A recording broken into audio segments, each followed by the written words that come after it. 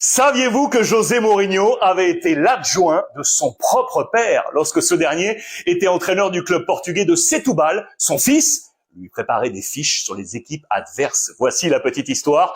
C'est Marco Ruiz du quotidien espagnol AS qui nous la raconte. Félix le père et José le fils partagent le même amour du football. Né dans le même berceau, le club de Os Belenenses, club mythique du quartier touristique de Belém, à Lisbonne. Ce club était l'un des grands clubs du Portugal, tant et si bien que c'est ce club qui fut l'adversaire du Real Madrid pour l'inauguration du stade Santiago Bernabéu le 14 décembre 1947 et de nouveau 25 ans plus tard, en 1972, pour Las Bodas de Plata, les noces d'argent de l'antre madrilène.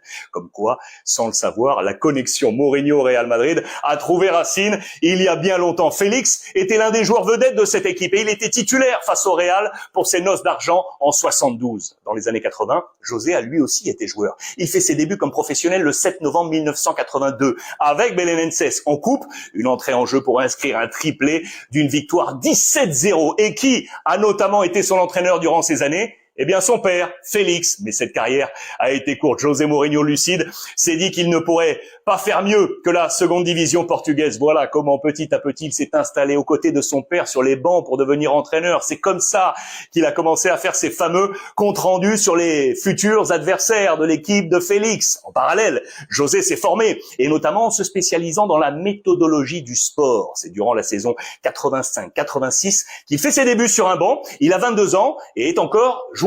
Il reçoit une offre du club de Comércio et Indústria, illustre club de seconde division portugaise. Attention, une offre pour y être joueur. Lui dit, ok, une condition, se voir offrir un banc d'une des catégories inférieures pour l'après. Voilà comment tout commence, un an plus tard en 86-87, et de la plus belle des manières, avec le titre de champion du district de Setúbal, face au plus gros club de la région, le Vitória FC. Sa réussite tape dans l'œil de Manuel Fernandes, figure liée au grand Sporting et au Vitória. C'est lui qui lui propose d'être adjoint et analyste à l'Estrela de Amadora. Et c'est encore Manuel Fernandes qui le présente à Bobby Robson. José Mourinho impressionne par son côté méthodique, méticuleux. Robson le fait venir avec lui. Ensuite, à Barcelone, un début comme adjoint traducteur pour ensuite y rester aux côtés de Luis van Gaal. 4 années en Catalogne, de 1996 à 2000. Durant cette étape, le Sporting de Braga lui fera une proposition pour être numéro 1, mais son père, Félix, jamais loin, l'a freiné, persuadé qu'il fallait que son fils reste à Barcelone au contact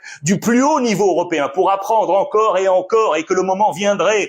Et le moment est venu. La suite, vous la connaissez. Le moment est venu en 2000 avec l'appel de Benfica pour ouvrir cette grande carrière.